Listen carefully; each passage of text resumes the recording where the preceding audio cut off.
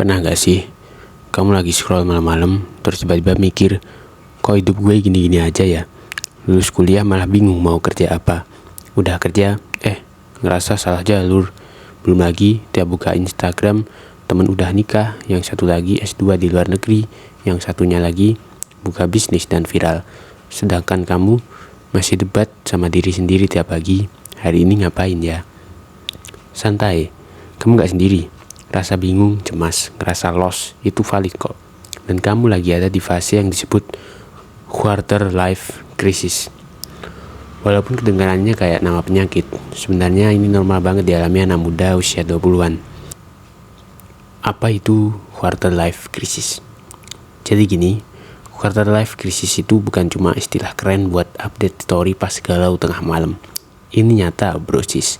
Biasanya muncul di usia 20-an sampai awal 30-an, yaitu masa dimana kamu mulai sadar hidup tuh gak sesimpel yang diajarkan di LKS waktu SD. Di fase ini, kamu mulai nanya-nanya hal-hal eksistensial. Aku ini siapa? Tujuan hidupku apa? Kerjaanku bener gak sih? Apa aku bakal bahagia kayak orang-orang yang posting pagar blast tiap hari itu? Dan hebatnya, pertanyaan-pertanyaan itu biasanya muncul waktu kamu lagi rebahan. Tapi tenang, kamu gak sendiri. Studi dari LinkedIn tahun 2017 bilang 66% orang usia 25-33 tahun mengalami quarter life crisis. Rata-rata dimulai di usia 27 tahun dan penyebab utamanya tekanan karir, masalah keuangan, dan kecemasan soal masa depan. Psikolog Dr. Alex Wolff menyebut quarter life crisis itu sebagai periode transisi emosional. Karena kita merasa terjebak antara apa yang kita inginkan dan realita hidup yang nggak sesuai rencana. Dan kita hidup di era media sosial, dimana kamu bisa lihat teman kamu baru beli mobil, teman SMP nikah sama seleb TikTok, teman kuliah dapat kerja di luar negeri. Sementara kamu baru berhasil bangun sebelum jam 10 pagi dan udah ngerasa itu pencapaian besar. Tapi yang bikin rumit tuh ekspektasi. Di usia 20-an kamu dituntut harus udah tahu passion, punya rencana 5 tahun ke depan, bahkan udah mulai mikir kapan mau nikah, kapan beli rumah, kapan punya anak, kapan beli rice cooker sendiri. Padahal kamu masih suka googling cara masak mie yang gak terlalu lembek. Menurut teori psikologi Erik Erikson, kita sekarang lagi ada di phase intimacy versus isolation, yang artinya kita sedang mencari identitas diri, arah hidup, dan koneksi emosional. Jadi wajar banget kalau kamu sering ngerasa bingung, kosong, bahkan gak yakin sama diri sendiri. Quarter life crisis tuh ibarat kabut. Kamu gak bisa lihat jelas ke depan, semuanya samar, tapi kabut itu gak selamanya. Yang penting kamu tetap jalan, meskipun pelan, meskipun sambil nangis sedikit. It's okay. Ingat, kamu bukan gagal, kamu cuma lagi hidup, lagi proses. Kalau hidup itu film, kamu belum masuk klimaks, baru di bagian plot twist, dan semua tokoh utama butuh momen itu sebelum jadi hebat. Kenapa kita bisa alami ini? Salah satu penyebab terbesarnya ekspektasi, baik dari keluarga, lingkungan, bahkan diri sendiri. Kita tumbuh dengan mindset umur 25 harus sukses, harus nikah, harus punya karir mapan. Ditambah lagi media sosial. Kita lihat teman udah punya bisnis, kerja di perusahaan besar, traveling ke luar negeri. Sementara kita masih debat sama kasur tiap pagi. Padahal apa yang kamu lihat itu cuma highlight hidup mereka. Kamu gak tahu struggle dan air mata di balik layar. Bandingin hidupmu yang 24 jam dengan 15 detik Instagram story orang lain. Gak adil kan? Dan lucunya, ekspektasi ini tuh kadang datang dari hal-hal yang kelihatan sepele. Contoh ya, kamu lagi makan mie instan sambil nonton YouTube, terus muncul video passive income di usia 30-an. Kita aja makan masih ngandelin air dispenser kantor. Atau pas lagi scroll TikTok, tiba-tiba muncul cewek umur 21 udah punya 2 properti, 1 mobil, dan 3 bisnis. Sementara kita bangga banget bisa beli kopi susu tanpa pakai promo. Itu pun pakai GoPay Pay Later. Ekspektasi ini nyelinap gak kerasa, tapi makin lama jadi beban. Kayak gendong galon, awalnya ringan, tapi lama-lama pinggang teriak juga. Dan jangan salah, ekspektasi dari diri sendiri kadang lebih serem. Kita yang bilang, aku harus sukses umur 25. Tapi pas ditanya definisi suksesnya apa, bingung. Kayak buka kulkas terus ngeluh, gak ada makanan padahal dari tadi juga gak tahu mau makan apa. Realitanya, tiap orang punya waktunya sendiri. Gak semua orang harus finish garis start di umur yang sama.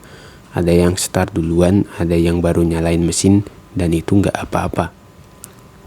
Psikolog bilang ini fase wajar. Ada istilahnya identity exploration. Di usia ini, otak kita lagi sibuk-sibuknya ngerancang masa depan. Tapi ketika realita nggak sesuai ekspektasi, boom, datang tuh anxiety, overthinking, bahkan sampai burnout. Dan sekarang coba pikirkan ini, dari kecil kita dikasih jalur lurus, TK, SD, SMP, SMA, kuliah, kerja, nikah. Tapi kenyataannya, setelah kuliah, jalanan bukan lagi lurus, ada yang belok kanan, ada yang muter balik, bahkan ada yang parkir dulu buat ngopi mikirin hidup. Contohnya, ada yang baru lulus langsung dapat kerja, hebat, tapi ternyata nggak bahagia karena nggak sesuai passion. Ada juga yang baru nemu jati diri di umur 29 dan dia sukses besar setelah umur 30. Steve Jobs dipecat dari perusahaannya sendiri sebelum balik dan ngebentuk Apple jadi raksasa. Oprah Winfrey dianggap nggak cocok jadi presenter TV waktu muda. Poinnya, sukses itu bukan sprint tapi maraton. Kadang kita terlalu fokus ngejar finish sampai lupa nikmatin proses. Dan satu hal lagi, media sosial, seperti yang tadi aku bilang, bikin semua terasa lebih cepat. Temanmu nikah, di-post. Dapat kerja, di-post. Punya anak, di-post. Tapi coba tanya siapa yang upload pas lagi insomnia mikirin cicilan, nggak ada. Padahal dari sisi psikolog, terlalu sering membandingkan diri bisa picu low self-esteem, bahkan depresi ringan. Itu kenapa penting banget buat belajar self-awareness, kenal sama dirimu sendiri, tahu kekuatan dan batasmu, dan kasih dirimu ruang buat tumbuh. Cara ngadepin quarter life crisis. Oke, sekarang ke bagian paling penting. Gimana cara kita keluar dari quarter life crisis? Karena merenung tanpa arah itu cuma bikin kita tambah stres. 1. Stop overthinking. Mulai small action. Kadang kita tunggu dulu pencerahan dari langit sebelum mulai gerak, padahal clarity comes from action, not talk. Menurut riset dari Harvard Business Review, orang yang melakukan aksi kecil secara konsisten cenderung lebih cepat menemukan makna dan arah hidupnya dibanding mereka yang cuma mikir-mikir terus. Coba deh mulai dari hal sederhana, bikin konten, gas. Daftar kelas online, cus. Magang, freelance, coba bisnis kecil-kecilan, jalanin aja dulu. Kayak Tanjiro di Demon Slayer, dia nggak nunggu jadi kuat dulu baru bergerak. Dia gerak dulu, belajar dari prosesnya, jatuh bangun tapi terus jalan. Dan dari situlah dia berkembang, sama kayak hidup kita. Gerak dulu, nanti arah dan kejelasan bakal ikut muncul. 2. Kurangi bandingkan diri, fokus sama proses. Nggak semua orang harus punya timeline yang sama. Ada orang umur 23 udah punya startup, ada juga yang umur 28 baru nemu passionnya, dan itu aja banget. Sebuah studi dari University of Michigan nunjukin kalau terlalu sering membandingkan diri di media sosial itu bisa menurunkan self-esteem dan bikin kita merasa gagal, padahal kita nggak gagal, cuma lagi jalan di jalur yang beda. 3. Journaling dan kenal diri sendiri. Kadang kita bingung karena ya kita nggak kenal diri sendiri. Nah, journaling itu bisa bantu banget. Nggak usah nulis panjang-panjang, cukup jawab 3 pertanyaan. Apa yang bikin kamu semangat akhir-akhir ini? Apa yang bikin kamu takut? Hal apa yang pengen kamu pelajari? Bayangin journaling kayak ngobrol sama versi jujur dari dirimu sendiri. Dari situ kamu bisa tahu apa yang sebenarnya kamu butuhkan, bukan cuma ikut arus aja. 4. Ngobrol sama orang lain. Kadang kita mikir semua masalah harus kita selesain sendiri, tapi kenyataannya support system itu penting banget. Cerita ke temen, ngobrol sama mentor, atau bahkan ke psikolog. Itu bukan tanda kamu lemah, itu tanda kamu berani nyari pertolongan. Studi dari American Psychological Association menunjukkan bahwa dukungan sosial bisa menurunkan tingkat stres, kecemasan, dan bahkan resiko depresi. 5. Ingat, hidup gak harus sesuai timeline orang. Jangan biarin timeline orang lain nentuin nilai hidupmu. Ada yang nikah umur 22, ada yang nikah umur 40, ada yang karirnya naik usia 25, ada juga yang baru nemu jati diri umur 35. And that's totally okay. Tokoh seperti Jiraiya di Naruto baru benar-benar dihargai dan menemukan makna hidupnya di usia yang cukup dewasa. Tapi dia tetap impactful, jadi kenapa harus buru-buru? Kata pepatah Jepang, Nana Korobi Yaoki, jatuh 7 kali, bangkit 8 kali. Hidup itu maraton, bukan sprint. Fokus ke langkahmu, bukan garis finish orang lain. Jadi ingat ya, quarter life crisis itu bukan akhir. Itu cuma tanda bahwa kamu lagi tumbuh. Dan selama kamu terus bergerak, terus belajar, kamu pasti bisa keluar dari masa ini dengan versi diri yang jauh lebih kuat dan sadar arah.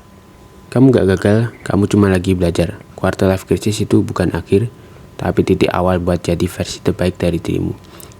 Kalau kamu ngerasa sendiri, ingat banyak yang ngerasain hal yang sama, tapi sedikit yang berani jujur dan bangkit.